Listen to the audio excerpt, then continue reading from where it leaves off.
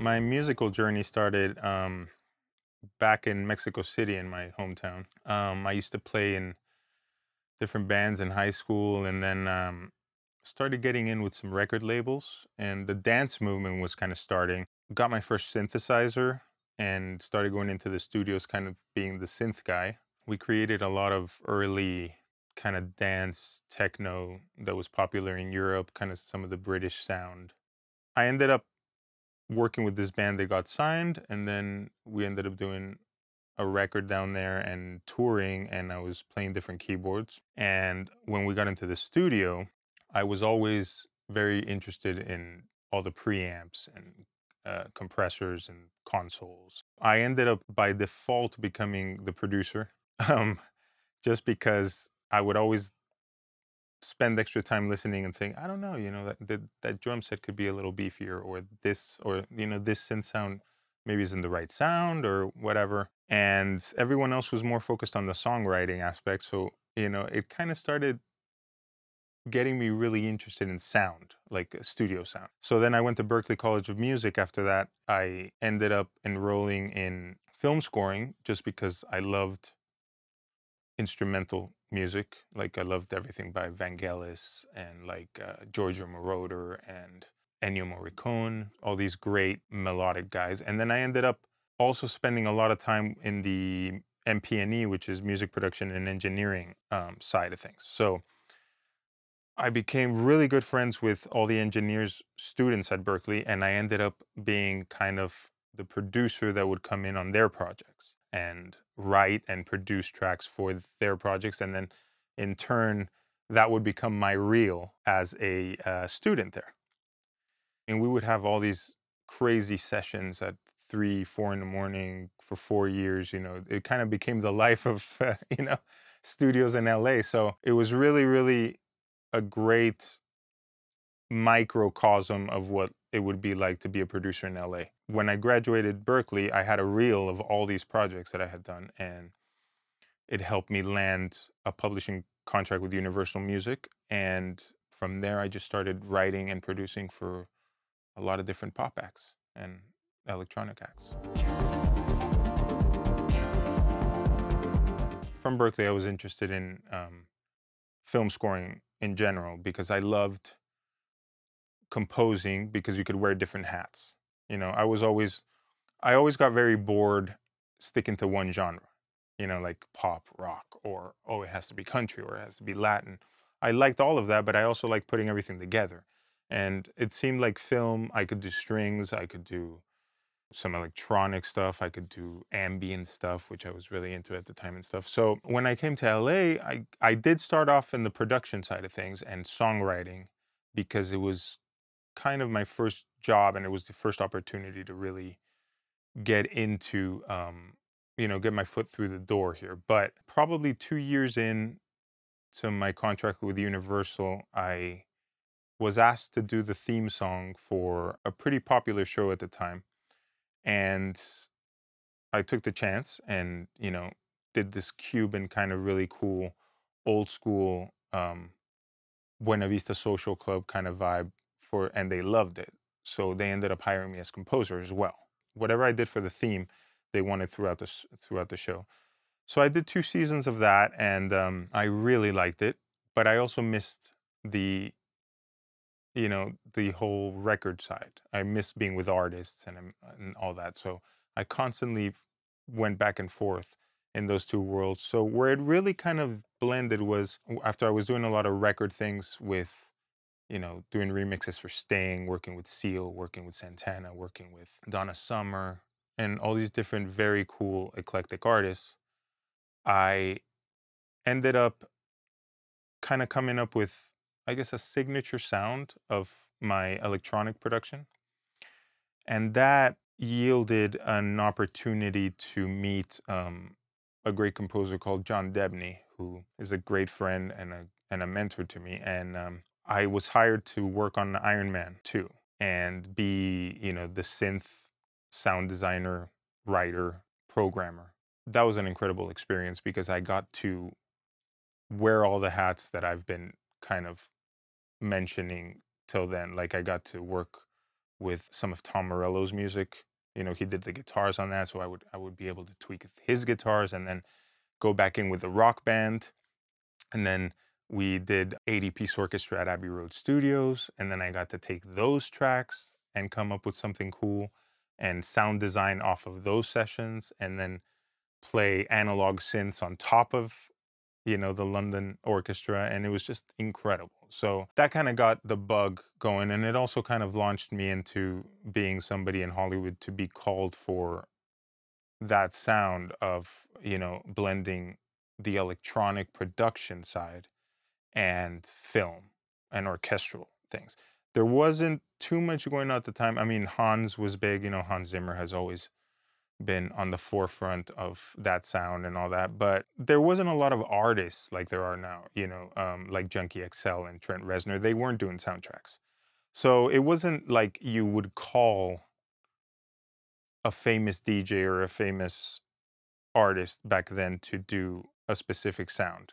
It was more like you got a composer that also had background in music production and knew all the sound design things and knew about analog filters and all that. And either I would collaborate with another composer or I would be the composer. Or at the same time, it helped that I was a songwriter. So a lot of times they want you to do the main theme or the pop song at the end or something. So it's always really interesting because you can come in for one thing, and then as you develop the sound, the director and producers are like, hey, well, that's really cool. What if we just add like a famous artist on that? And that becomes the montage song or the end song or something. And it's really fun to do that because, like I said, it's one more hat. You come in as a sound designer engineer, then you end up writing the song, and then you end up producing the song with the artist. So, it's phenomenal. To this day, that's kind of my goal. Like I like to do as much as I can in different areas within one project. When I'm composing for film or TV, those are actually very different. When I'm composing for film, the meeting with the director is the key to finding the direction. You kind of you do the spotting session, and then you end up kind of getting the direction of the song of the film. Like if he wants it orchestral, if he wants it hybrid, which is part orchestral, part electronic. If he wants it very electronic, like in a lot of thrillers. And my approach is pre-production sessions with live musicians, and I'll record what we call the vibe tracks. Like for example, if it's a thriller and to have kind of an industrial sound, but they want it to sound like a rock band, or even some of the stuff that happened in Iron Man 2.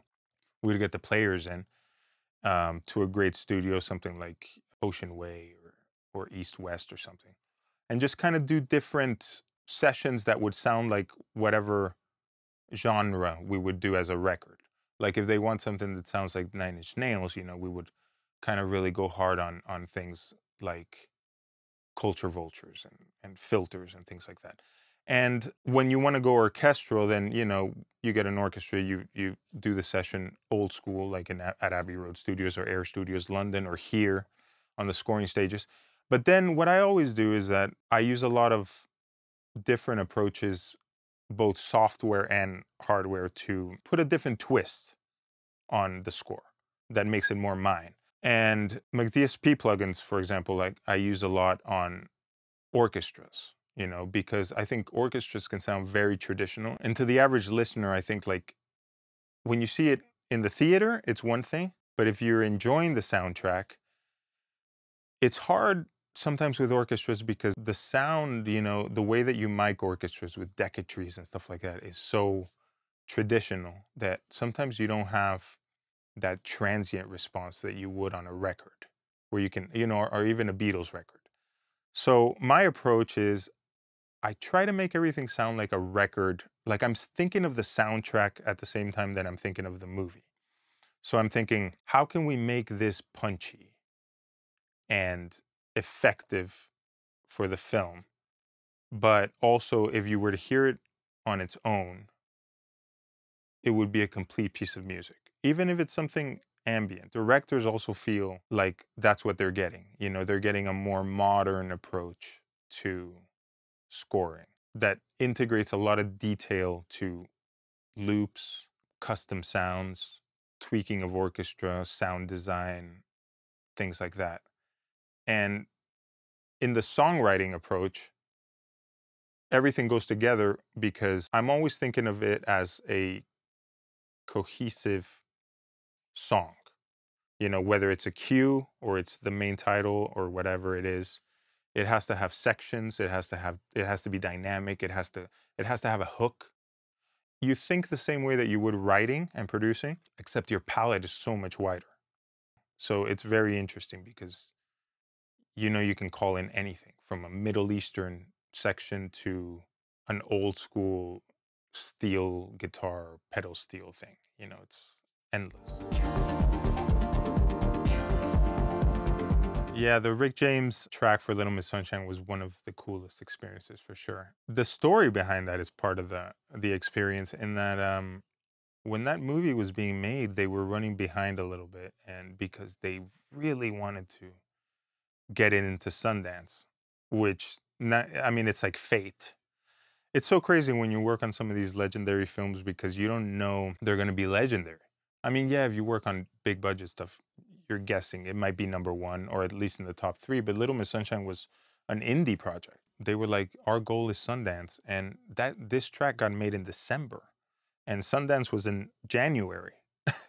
So it was crazy crunch. It was the last thing done on the whole film, and it actually was done to replace something that was in there that they choreographed and did the whole dance to, but they couldn't get the permission because, like I said, nobody knew that this thing was going to blow up.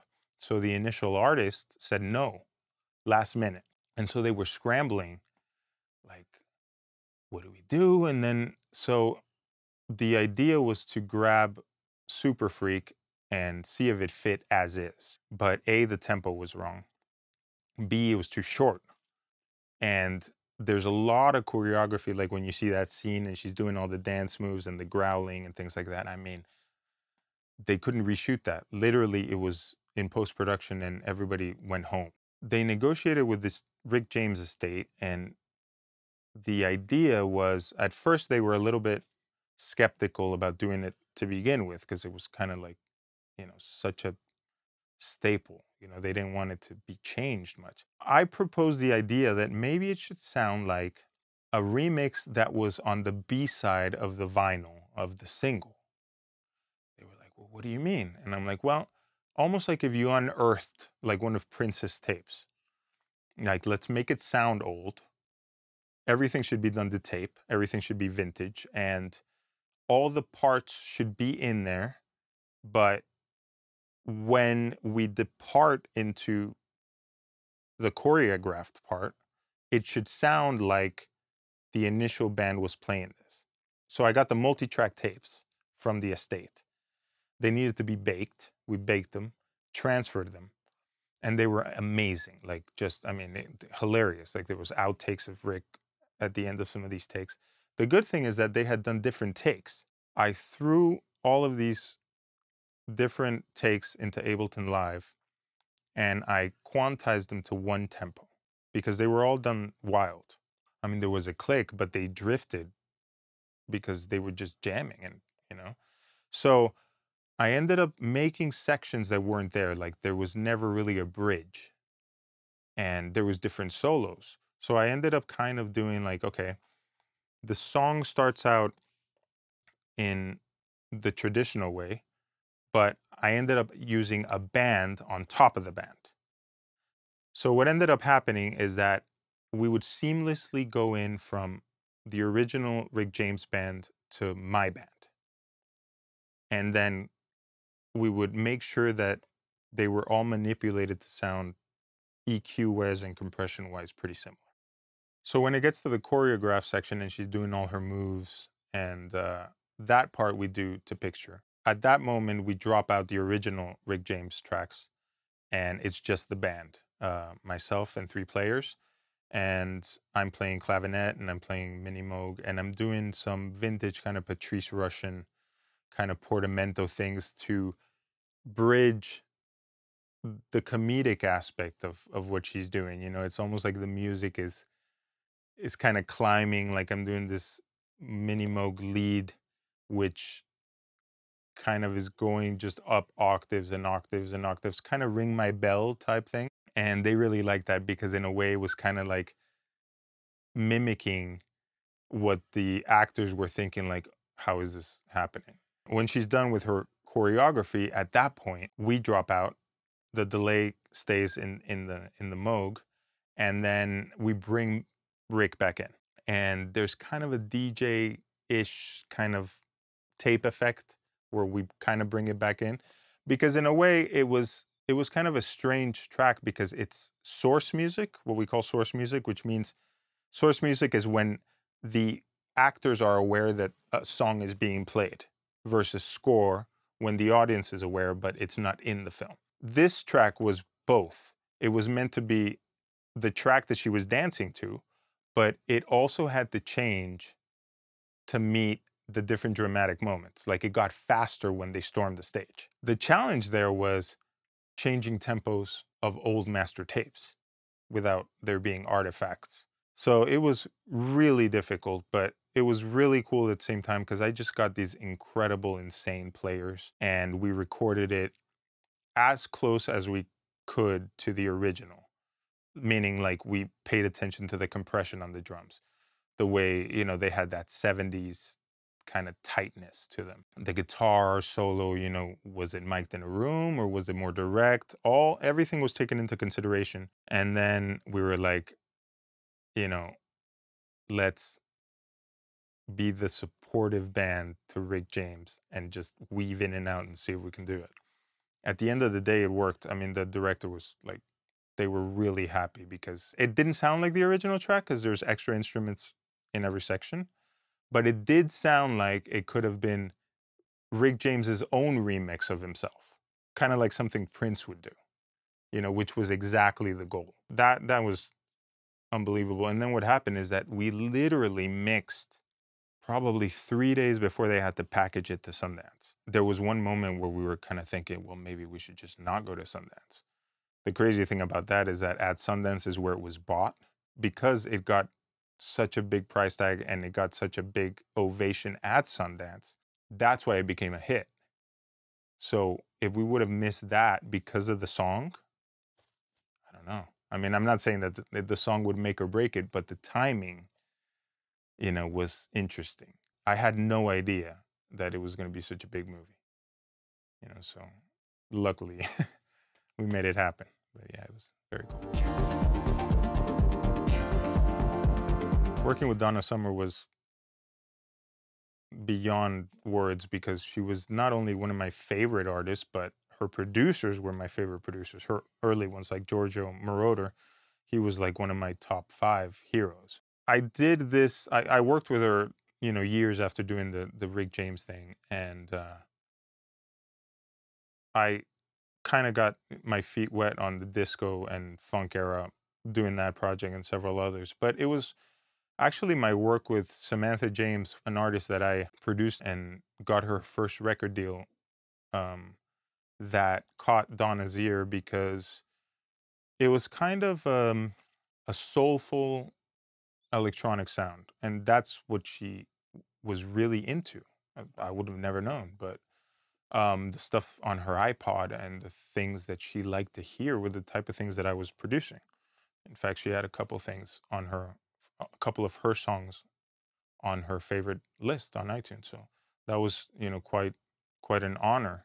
So when we met up as a possibility, you know, I immediately was thinking, yes, we can finally do the, the the 2000s version of I Feel Love. I was ready to just patch in some modular synths and go at it. And she surprised me by saying, yeah, actually the sound that I like is more like the Sade soulful side that you did. And I'm like, oh, okay, that's interesting. I'd peg you much more pop and, even electro. And she's like, yeah, well, how about we bridge the sensibility? So when we did I'm a Fire, it was done at the Village, and we tried so many different approaches. I mean, it was, once I got the call that, I was going to be working with Donna, it was like, I was just 24 hours a day dedicated to that. I dropped everything. I was like, I need to make the cut on this record. So we ended up setting up, doing some band stuff, where I brought in some players and we played some cool kind of disco-ish stuff. That didn't work. Then we ended up doing some kind of housey, some of the things I actually did a remix of a track that she had already written.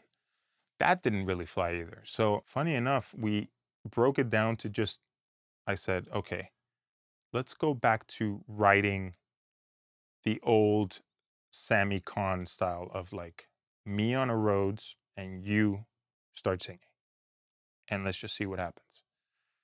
So we ended up doing a 25-minute jam. And she was like an actress, like where every idea, whenever I changed chords, she would change voices or she would become this whole other person.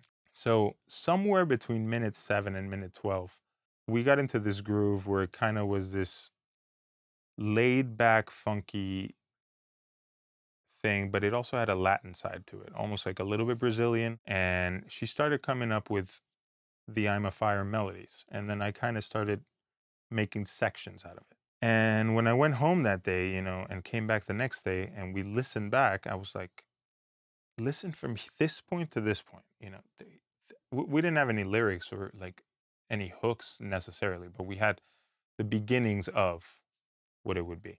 So we all agreed that there was something there, but it was hard to pinpoint what direction to take that in. So what I ended up doing was remixing our initial jam. So I took what we did and her scat vocals, and I put the whole track underneath it.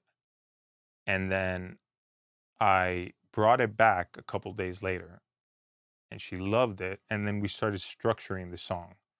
And then for the Spanish breakdown, she wanted Cuban percussionists and just like full on, jam session. So we brought in this incredible Cuban section there and just went for it. And then it just became that track. It's kind of a hybrid of Latin, Brazilian, down tempo, chill out, soul, pop, all kinds of things, and it became a single, and it's 7 minutes long, so it was interesting.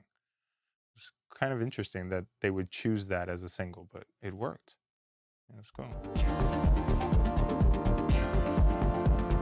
Yeah, the Marvel and the Disney projects were because of my work on Iron Man 2 and my work with John Debney in general. He's a fantastic composer, and he's done more than 160 movies. So, you know, um, not only does he have a sound, but he also very much started the Disney, was very involved in the early Disney and Marvel sound in general.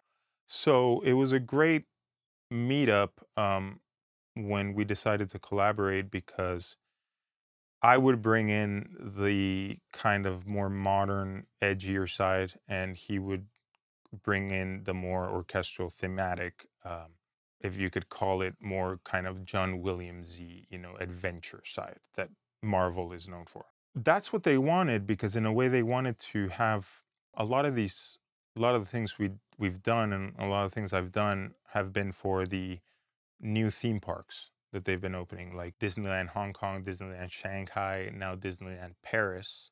They're just spending millions, billions on these incredible VR setups for the Marvel characters, like the Iron Man experience of last year that I did.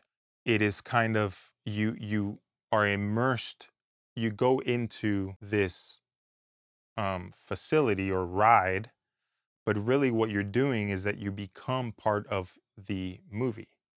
So Iron Man is there with you, with everyone that's on the ride. And he reacts to how the people react. So it's kind of like you're in a VR video game with the Marvel characters. It's more like scoring a video game than scoring a movie. So there's different levels. The intensity has to grow as well.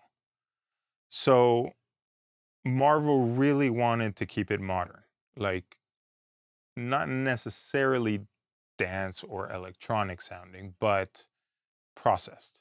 The difference between sounding like a garage rock band or Nirvana and sounding like Nine Inch Nails. How you use saturation, how you mix the guitars with the synths so that they're kind of seamless, how you double bass with analog synths, things like that, you know. So it's an incredible production because at the end of the day, you end up with hundreds of tracks in Pro Tool sessions. But it's, you know, the way I ended up in there is because it was constantly about modernizing the orchestral sound. And every time there was a new Marvel superhero or new theme park, they wanted even more modern, you know, just so that it would stand the test of time, could be running for 10 years and not sound dated. So that's how it ended up being a good match. Well, McDSP and I go way to the very beginning because they were like the only plugins that did what we were doing in hardware at the time. Like truly, truly being there to replace the hardware. FilterBank was my first McDSP plugin, which was absolutely essential because 1999, for example, we were working on David Sylvian and Ryuichi Sakamoto's single for his last record on Virgin. And David Sylvian was in a group called Japan in the 80s, huge group. And Sakamoto's a legend. He did The Last Emperor, won an Oscar for that. So I came into program and do the synths on a track called Scent of Magnolia for them, which was absolutely huge for me because I had just graduated basically. And they trusted me to be in with these legends. So up to this point, we were using synths as filters. So I would use some of my Studio Electronics ATC and SE1X, you know, Moog clones, and I would take the output of the board and I would run, say, a drum set through the filter. Now, sometimes it came out sounding really cool and gritty, but the big problem was it was mono. So that immediately caused problems when you were dealing with live drums, which we were, because you would get some phasing on the cymbals and it was just very difficult. Second, you were committing when I really didn't have the experience to really commit. Like, you know, I didn't have the monitoring that I have now. So when I was printing some of these things later on, you know, the engineer would be like, yeah, but man, it's like muddy, like the filter is too closed.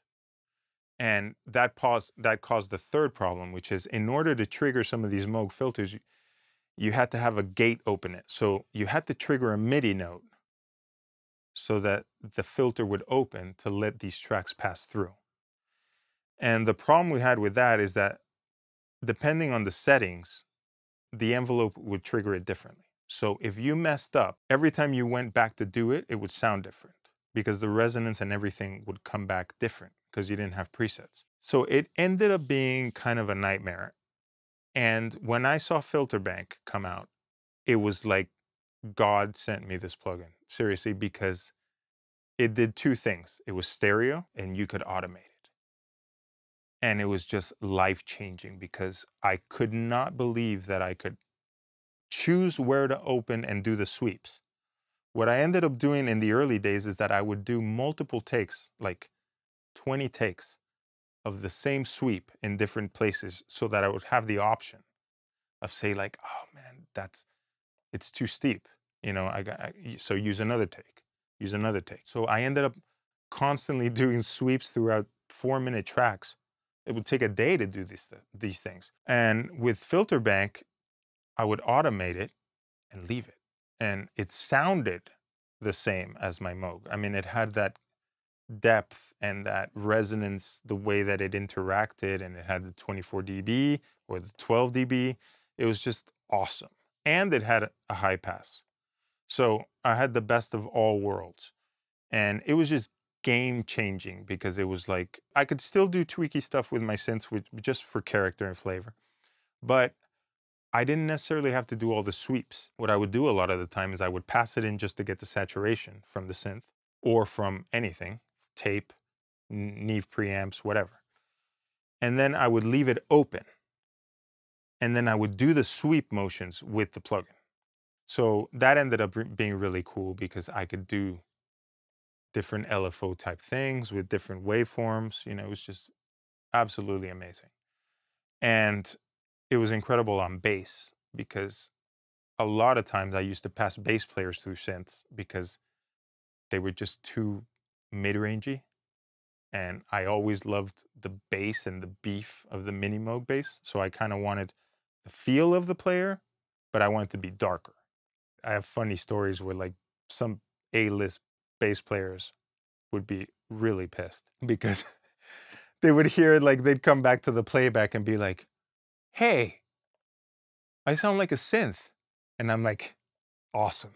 You know, I'd be like, that's exactly what we want. And they'd just look at me like, dude, you know, I mean, it wasn't his call though. It was, you know, but that everybody ended up thinking that the darker, beefier version sounded better. So, amen. So FilterBank was the one. And then after FilterBank, Compressor Bank became a staple. And then Ultimate Compressor, Revolver, FutzBox has become my absolute kind of signature. That one's my favorite of all right now.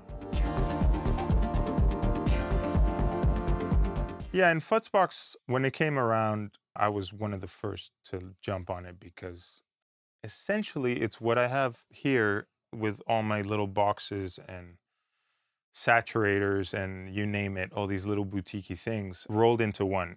And I'll tell you a little bit about my process, which is what I do a lot is I reroute Pro Tools sessions through different hardware.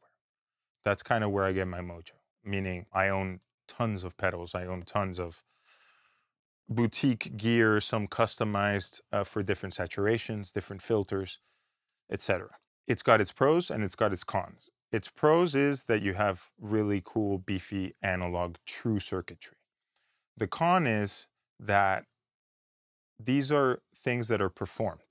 You know, it's almost like I'm a DJ performing boxes. So what I do is that when I've got filters, I do manual rides. I saturate along with the track. So like, you know, I kind of start beefing it up when it starts getting into the chorus and then I lay back and all these things. You can't automate that. You make mistakes. You have to do multiple. It's the same thing as I did with the synths. So going back to hardware, my process was always take the audio out of Pro Tools, pass it through a compressor, either the Manleys or the UBK's, Fatsos and stuff to control it and add some of the beef. Then I would pass that through different pedals, sometimes a Sans amp, some of the ZVEX stuff, whatever. And then what ended up happening is that you get noise. You end up getting a lot of noise. So I ended up buying gates. Even people that were in the studio with me, you know, they were like, why do you need all this stuff? And I'm like, well, because one thing makes you need the other because they all react to each other. And I think Colin really nailed that because that is the one thing that plugin manufacturers never got, which was that the way that you have things, the serial, the way that they are going into the next thing modular wise is very important because one thing affects the other. Meaning, if your compressor comes before your saturation, then you could be getting less saturation because you're taming the peaks. Likewise, if you've got a really nasty lo-fi thing and you don't have a filter after it, it can get unusable. So when FutzBox came out and I saw you are the first person that's ever put a noise gate in a saturation plugin that's not guitar based. You know, yes, people that are emulating guitars, yes, they'll put in noise gate, but the noise gate is there for when you're not playing to cut off the noise floor.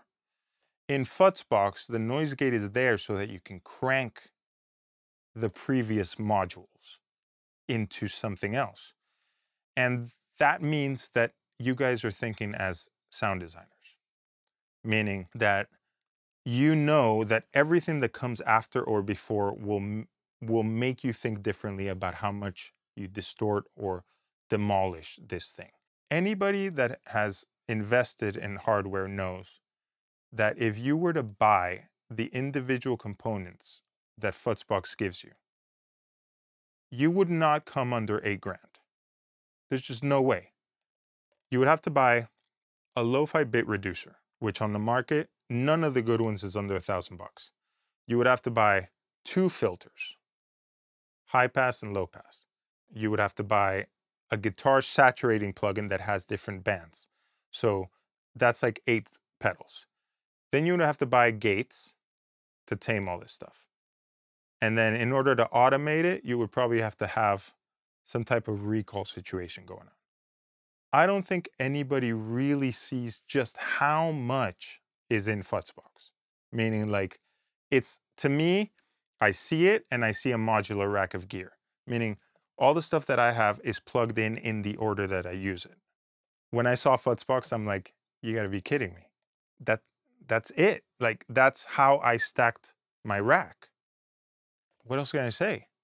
I mean, that is genius. I'm telling you, it's not an accident. I know, I've asked Colin and he nailed it. That is just fantastic. Yeah, so after FilterBank, I just had to have all the McDSP plugins. I ended up actually talking to Dave Pensato. He was using Compressor Bank early on some of my favorite hip hop stuff. And I couldn't believe it because back then, you know, it was like Joe Meek and SSL stuff, and like hip hop was very, very purist when it came to compression. So Compressor Bank was incredible to have in the box because I felt like it had some of that punch of the distressors and the SSL bus compressor and things like that. And I was really getting into hip hop a lot, and that one just seemed everywhere I went. Every studio with hip hop guys had Compressor Bank, so it was just kind of the coolest plugin for compression in the box. And then from there was a moment, I don't know the years exactly, but probably 2002 on, where they added Revolver for reverb, and that was amazing. Revolver was my go-to. From then on, I started getting a lot more into mastering, because at the beginning, McDSP was my replacer for hardware. That was my, when I bought plugins, it was because I didn't have the hardware I wanted, couldn't afford it, or I just had to have the flexibility of recalls. When I got into McDSP, all these things were to replace hardware. And then when some of the mastering stuff came out, then like, some of the multi-band limiters, things like that, then I started realizing how these tools were incredible for controlling sounds, like more of a audiophile or precise surgical stuff. And that was very important because at the time, I started getting more into film, and there was a lot of problems bridging electronic music that is very sub-based with orchestral music, which is, incredibly mid-range, with all these violas and brass and whatever it is. I've spoken at a lot of NAMM conventions about how multi-band limiting from McDSP was key because it allowed us to kind of try out different scenarios for the orchestra in their headphones, which is absolutely essential because you can really damage the orchestra by having stuff be too intense in the headphones. Because two things that happen is that they react to it kind of like a conductor would, in that if they're hearing some drums banging away and like heavy synths and stuff, their first impulse is, I'm going to play lighter. And that's terrible because they're the ones you can't replace. So I did run into a lot of situations where directors ended up being like, I don't know, man, you know, what you're doing isn't working because I feel like they're playing so weak. And I'm like, yeah, it's a problem. And then we turn down what I'm doing and their timing would be off because they couldn't hear the drums as well. So at that time, a couple engineers that I was working with, like when it was a break with the orchestra, you know, I was sweating bullets and I was like, he was like, well, why don't we try, you know, the McDSP multi-band limiter? And I'm like, well, what would that do? And he's like, well, this is what the problem is. Without the drums, they're not really playing in time. With too much drums, they're playing lighter. And without the sub, everything's getting lost in the mix. So why don't we just do 3 different templates on the limiter where we control, kind of sidechain control frequencies for different sections. I was a little confused at the time, but when he showed me how he did it, it was amazing because what it ended up doing is that as the cue progressed, meaning if it started soft, we controlled the bass.